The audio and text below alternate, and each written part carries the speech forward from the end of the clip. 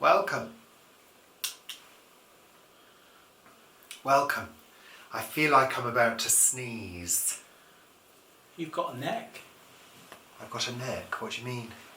You've usually got a scarf. I don't think I wore a scarf last week. Didn't you? I've always got one at the ready because I tell you now, it's still cold. Cool. Oh, my hands are frozen.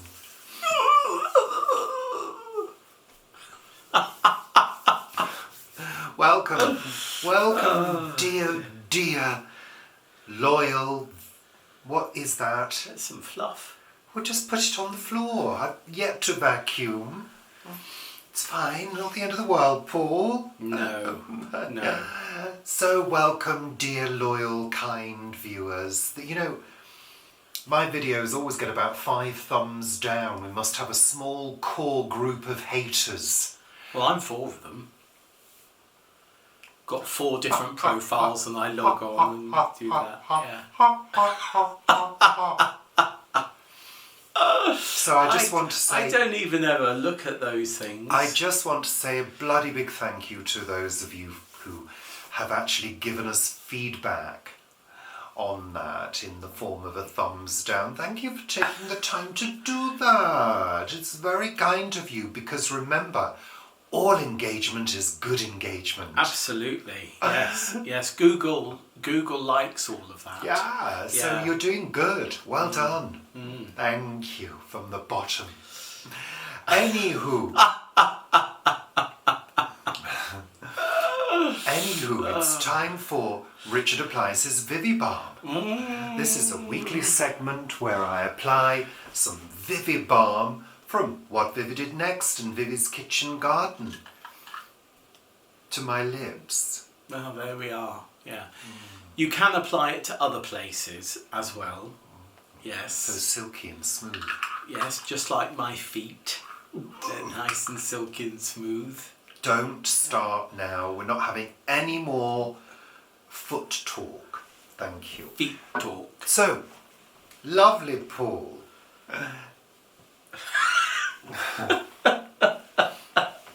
Let's get the book out and see what's on the agenda for today. Yes. I bet what comes first is weather. So first of all is our usual welcome to everybody and thank yous for subscribing, following us on all of our platforms including Facebook, Richard and Paul. Also our Facebook group, Planet Vegetaria. That's a Facebook group by Richard and Paul since 2017. That's contractual. And of course Instagram. And also, if you want to buy us a coffee, you can join us on Coffee. The link is below. And thank you to our coffee supporters, our most loyal supporters. From your bottom. From our bottoms. The bottom of our hearts. Thank you. Most sincerely. Oh, dear you. So, we always kick off, for those of you who don't know and may be new to the channel and wonder what the hell is going on. I do that every week, actually, really. Yeah. You do a very good job of you know, making sure it all happens. Well done, Richard. Well done, you. I think you do a marvellous job. I think he does. He does. I'd be waffling and rambling and going off on something else. Yeah. Have you finished? Yeah. Thank you. Sunday chat! Oh, Jesus, Mary, Mother of God. I thought I'd get it in early. Yeah.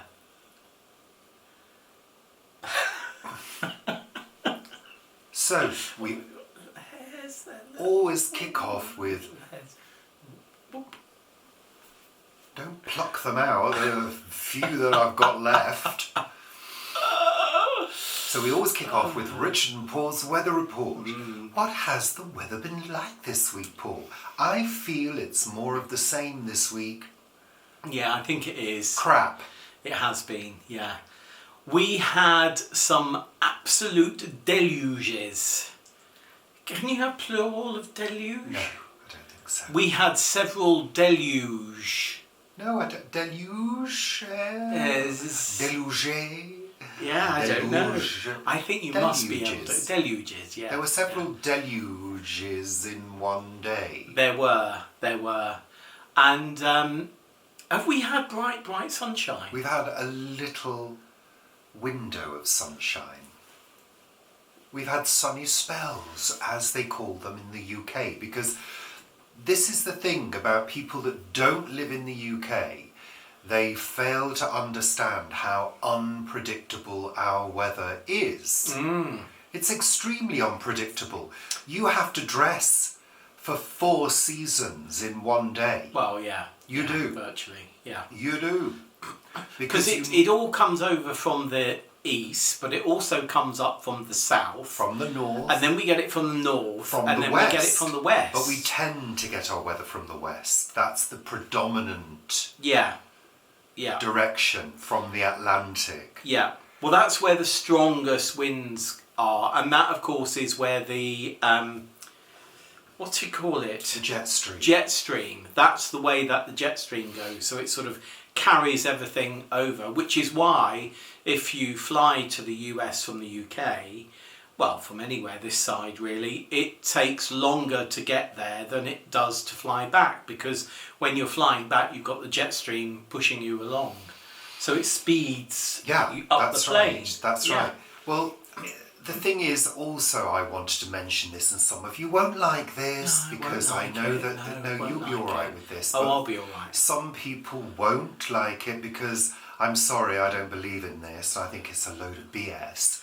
But there's been so much talk online about cloud seeding.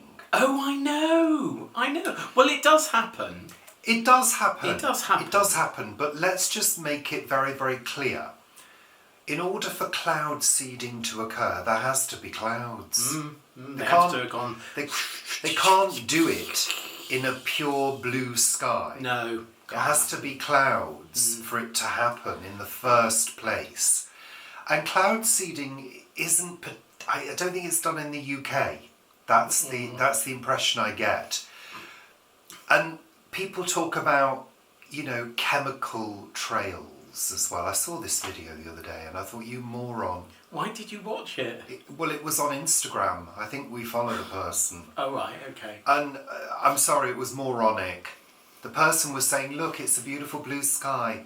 Oh, look, there's chemtrails. There'll be clouds soon. And sure enough, they filmed a little bit later and there were some clouds. But the contrails were still there. And people don't seem to realise, but if they were spraying us with chemicals every day from planes, you would see those lines all the time. But we only see the contrails during certain weather conditions, when those contrails can remain in the sky because the sky is at a moment, it's in the right conditions for clouds to stay up there and form. I did notice, and I was surprised by this. Our allotment association, we're signed up to Charles Dowding's newsletter, so we get his allotment newsletter, which comes in each Friday. I hadn't actually finished, but yes, continue. Oh, well, I was just hoping you had.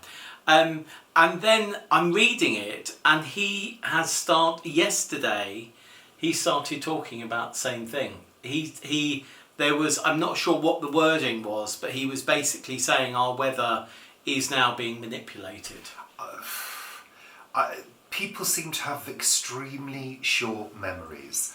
Also, the other thing I wanted to say about cloud seeding is when cloud seeding does occur, the chemicals used to do it, to create ice, because that's what they need to create, ice crystals that will hopefully fall as rain. The chemicals used to do it are so inert that they wouldn't do half of the things that people are claiming that they're doing to the population. Also, there would be mass illness. So my query is, if people think governments are doing this, the governments would also have to pick up the pieces. And the bill. And the bill for both illness and also flooding. Governments aren't going to start doing that because they don't have the money to do that. No, you know? most don't. Cloud seeding experiments have already taken place 50 odd years ago. In fact, Even longer than that. Longer It's than about that. 70 years ago Yeah. when cloud seeding experiments took place. And it was kind of deemed that it wasn't effective enough and could not produce enough to make any difference, you know. There are people talking about the storms in Dubai, how that had been down to cloud seeding. No, sorry, it was debunked. It is not cloud seeding. That weather system was already in place and ready to hit before that event occurred. So look, if you are into that kind of stuff, do research, be discerning with your methods of research. Looking on some other crackpot website that's going to agree with everything you think is not research. You have to well, it's not, is it?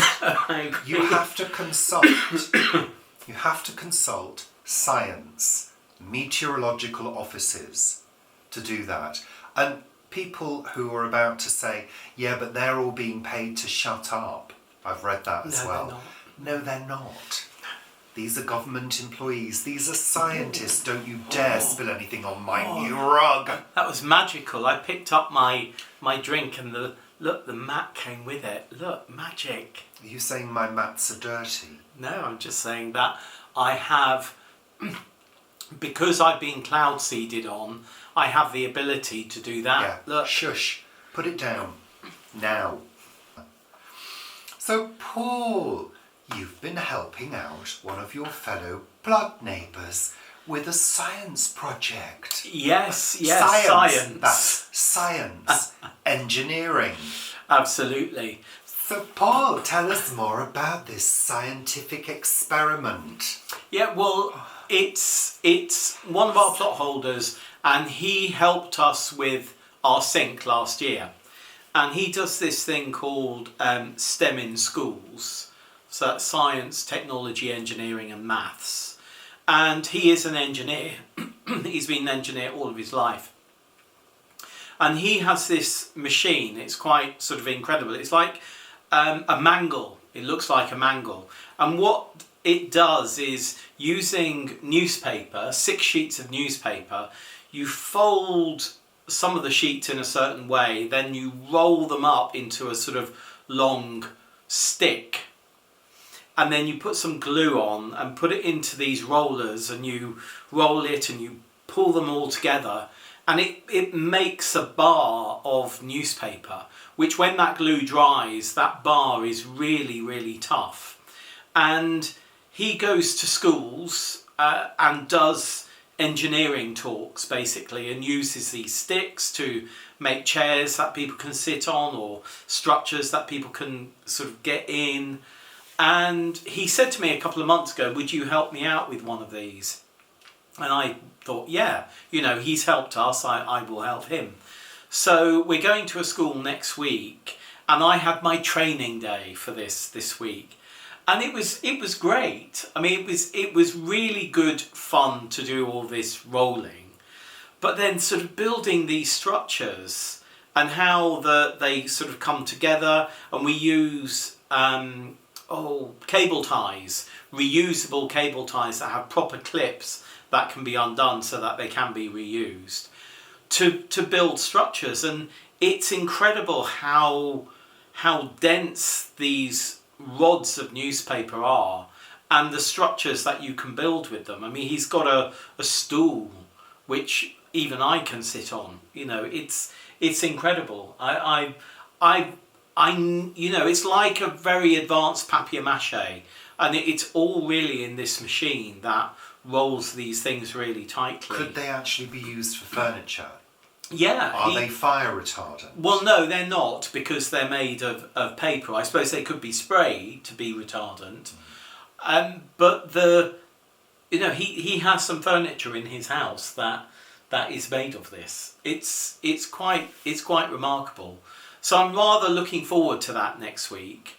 Though it is a bit of an early start because he's picking me up and the first session is about an hour away, an hour and a half away, and the first session is 8:30 in the morning, so we're leaving rather early.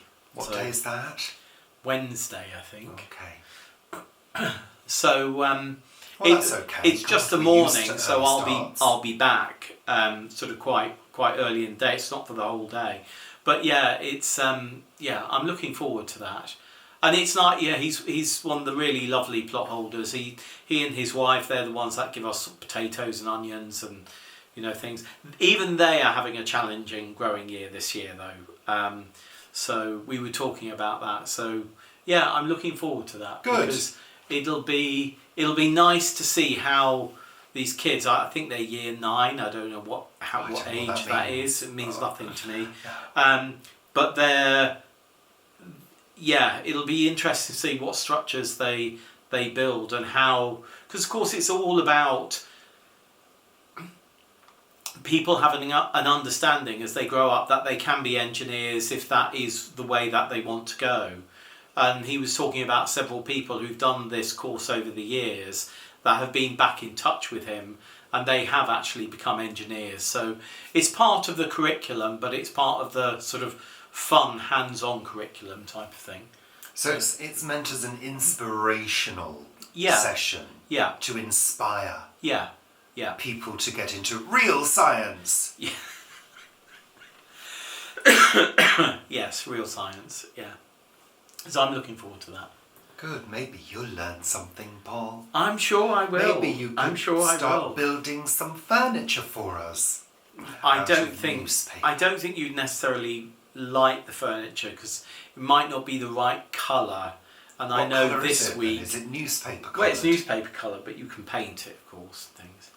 But I know you're very particular about colours because of what has gone on this week. Yes, we've had a slight refresh. I don't know whether you've noticed this new throw. For more information on our new throw, cushion covers and rug, go to my daily vlogs. If you want to, if you don't already hate me.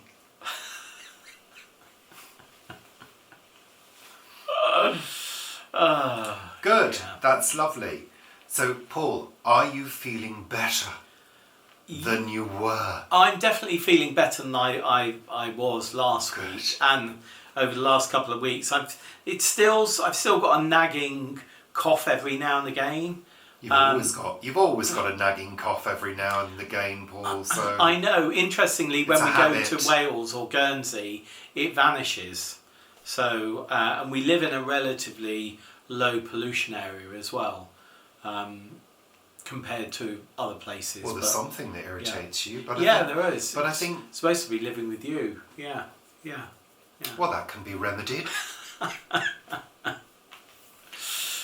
Lovely. So, good. There's so many people walking up and down our road at the moment. People I've never seen before. Very, very annoying. So, it's time for our new segment this week. Our new segment is called Things We Take for Granted in the Modern World. Now, the reason that we wanted to talk about this was we were having a conversation last night. We were watching an old Top of the Pops and Easy by the Commodores came on. And I said to you, remember that was used for that advert, the Halifax, when they first brought out their card cash machines, their card cash accounts. I remember having a card cash account. Mm-hmm. And the whole premise of the video, the advert that was made, the video that was made for the advert, was this guy getting up on a Sunday morning, going down to the cash point to get his money out to go and buy a newspaper and a coffee on a Sunday morning. And I said to you, isn't it weird how we wouldn't nowadays even think about going to the cash point to get some cash out so we could go to the shop and buy something? Yeah. And then I suddenly thought how we take for granted our everyday lives. Our cards, our chip and pin cards. Yeah. And for me, phone, because I use my phone for most stuff. But now. chip and pin, that's old now. Yeah, that's old. Yeah. It's just tap in. Yeah. So how many other things in modern life are there that we just take for granted now? That are a huge, well, not a huge part, but an integral part of modern living. Well, water. Clean water from a tap. I mean, that is pretty incredible, really, when you think about it. That wherever you are, in most places in the developed world, you can get clean water from a tap. I think there are a few places that have issues. I mean, look at that place, wherever it was, I was going to say, months ago, that had a contamination issue. Well, this was Bramley. Which is just next door to the place where For Earth's Sake is. It had contamination from I think it was from a petrol station, which leaked into the water, and it contaminated the water, and they didn't have drinking water for about a month. And part of my new journey time that I was having going to For Earth's Sake was disrupted because of the diversions that were put in place in Bramley, because so much water, so much work, so many roads being dug up to put the water correct. So, water, I think it's incredible. We get water from a tap. 150 years ago, I don't know, it usually had lead pipes. Electricity. Yeah. I mean, think about what happens. We don't get power cuts very often, really. We might have one every 3 years or something like that, maybe. Yeah, usually once a year you'll get a blip, won't you? You'll just go, the lights just went off and came back on, or something like that. But an actual power cut, very rare. Very rare. I think the last one happened during the night, didn't it? Yeah, because the clocks were... Yeah. I think. But it's very rare, unless they say to you there's going to be a power cut, your power will be turned off between these hours, whatever, for work to be done. But, we do take these things for granted, because when there is a power cut, we're very surprised by it, I mean, gas, electric, the internet, the availability of things at the push of a button that are almost instant. Yeah. I mean, think about Kindle books.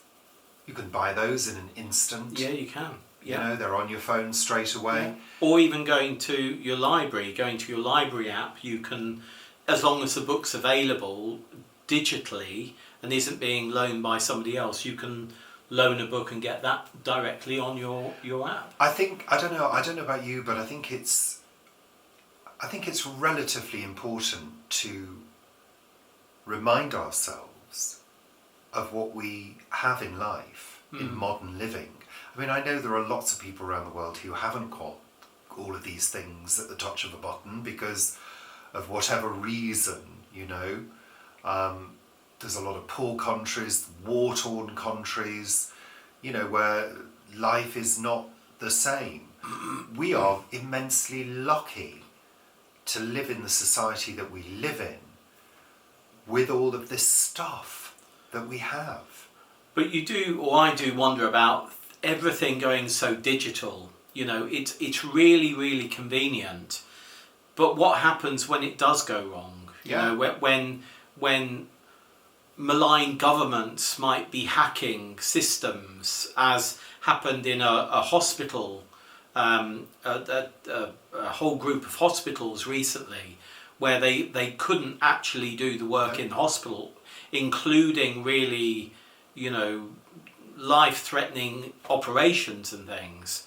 I think it had something to do with blood, wasn't it? Where there was something about blood. They couldn't do the testing of blood to make sure that operations. Well, they can't do anything. They can't do anything. They haven't even got. I mean, they've usually got generators, emergency generators, but without records, without. But it's not. That is emergency generators resolves, to an extent, not having electricity. So that resolves power cuts.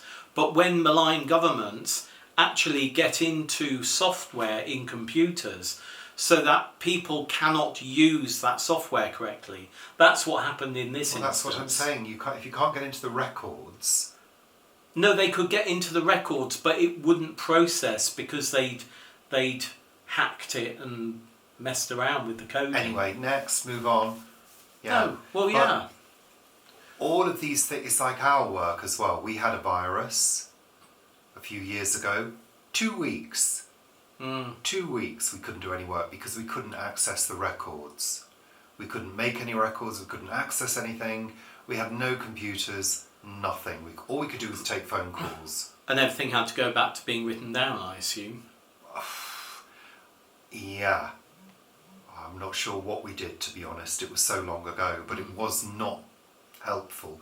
But I thought that was quite interesting to reflect on things that we take for granted now. Yeah. Before it all goes to shit. Yeah. That's why the preppers are out there. Gosh, you're going for it today, aren't you? Well, I've got nothing against preppers. I tell you, if I had the room, I'd be a prepper. Oh, there we are. No, I would. I think it's good to prepare. Well, I think it's good to be prepared. I think it can be taken to an extreme. Well, look at the amount of things that we've always got in stock. We've always got food. We do. We've always got canned food and dried. We've got enough food for a few weeks. Yeah. Definitely. Oh, at least. So we are. Yeah. Little preppers, in a way. Baby preppers. Anywho, it's time for the next segment of the show, which is Word of the Week, which is brought to us by this book. Is the Word of the Day? Word of the Week. A Word for Every Day of the Year by Stephen Poole, which was gifted to me by Vivi Gregory of What Vivi Did Next and Vivi's Kitchen Garden. So, the date today is the 14th, isn't it? It's the 13th of July. There we are. 13th of July. Sunday the 14th. Is it the 14th? Yeah, I think so. Are we on Sunday already? Is it Sunday? Well, this is going out on Sunday. Oh, yeah. Oh, God, I got confused then. No, we're having the word for the 13th. Oh, right. I've decided. Because I can. The word is Tellurian. Oh, that sounds like a Star What is that Trek noise? thing. Somebody doing some work outside. We got a lot of people doing work at the weekend at the moment on surrounding houses. Tellurian. Tellurian. Tellurian.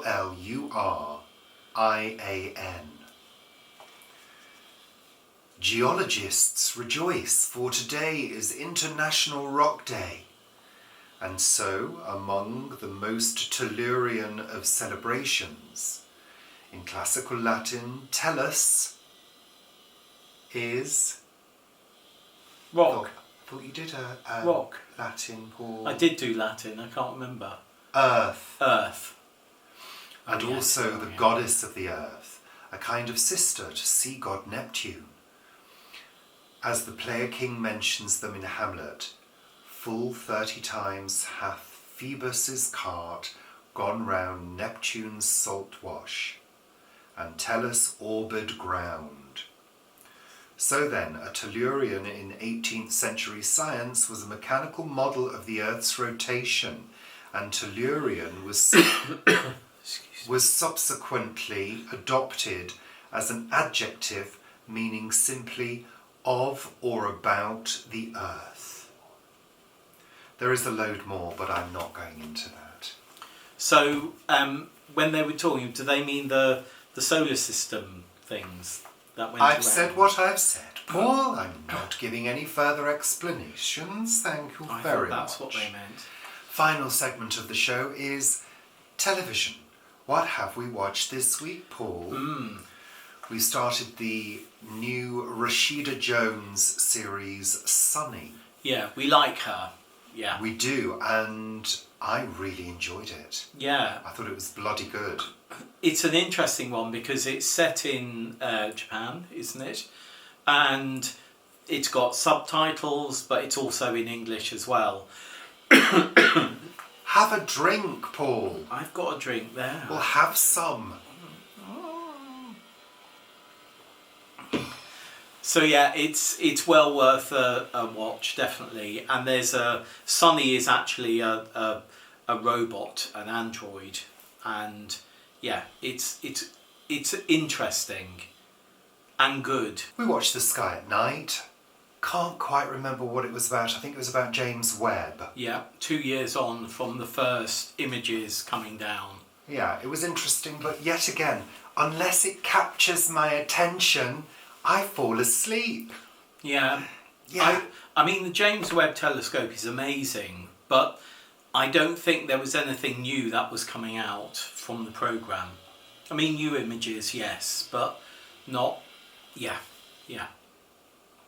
It was good. It was alright. It was alright. We watched a programme on extreme weather as well. Yeah, this was again, part of the Time Shift series. Which again was quite good, but I think I fell asleep. You did. I'm afraid. Sorry. We started The Turkish Detective. Yeah. Which is set in Istanbul. I'm quite enjoying it, but again, you fell asleep. Yeah. Yeah. So it can't be that good. You are falling asleep relatively early at the moment. Well, I didn't... Because we're waking up quite early as well. I'm sorry, but I didn't fall asleep during... Help! My house is haunted. I enjoyed that. He did enjoy That's that. my kind of trashy programme that I love. It was, I mean, it's yeah. It's Sidekicks entertaining. and... Yeah, but those kind of programmes you don't seem to understand, Paul, because they're there to shout at and disagree with. And you do shout, apart from when you get scared. Yeah, but that's what they're there for. They're there to interact and have fun with. They're not there to be taken seriously. Right, okay, fair enough. It's called fun, Paul, something that It's sadly lacking. Forgotten about in life. Yeah, I think so. Yeah. We continue with Ted Lasso. Again, I fell asleep. I don't really remember what's going on, but it's to do with football. Yeah, I think we're now into series 3. Yeah. So, which is the final series currently. Yeah. And we continue with Sister Boniface as well. And we've also started rewatching Murder, She Wrote at lunchtime. Yeah. Yet again for the 20 billionth time. Yeah, it is good though. I mean, each of the episodes is good. Some really good. One really, really good one. That is at the end of the first series. We've got that coming up. And then finally, Paul, I'd like you to smell my blend. This has been maturing for a couple of days. Right. So I'd like you to smell it. It's a perfume, essential oils in jojoba oil. Go on your hand, on your wrist. What's jojoba? Why jojoba oil? Jojoba is the carrier. Mm-hmm. Yeah, I can feel that.